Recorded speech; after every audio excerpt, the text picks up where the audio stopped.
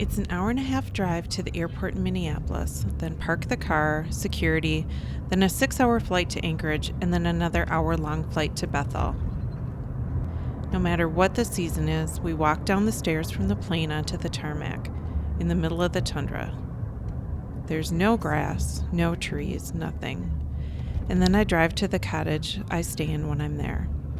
On the drive, I see it. It's everywhere. Elders, teens, men, women, and even little kids. They chew, spit, or smoke it. It's even on the menu in some restaurants. Every trip, I keep thinking, maybe this time it will be better. Maybe this time I won't see it as much. But every trip, it's still there. I feel like tobacco is slowly stealing life from these people I've grown to love. I don't want to hear about another person getting cancer from tobacco. I want to see babies growing up without knowing what ICMIC is or smelling cigarette smoke. Every study we do, every trip I make, I want to know that someone, anyone, hears what we're saying. We come, we try to teach, we go back.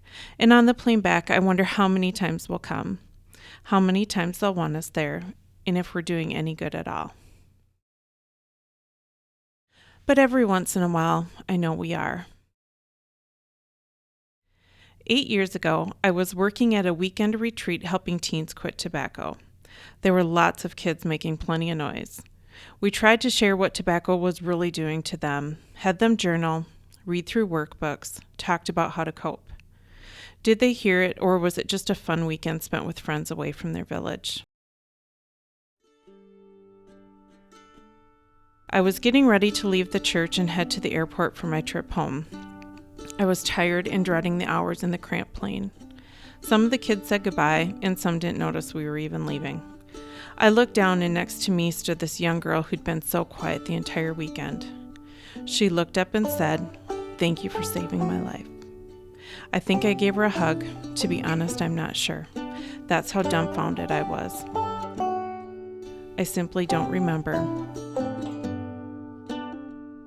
But I do remember that the trip home didn't feel as long as it usually felt.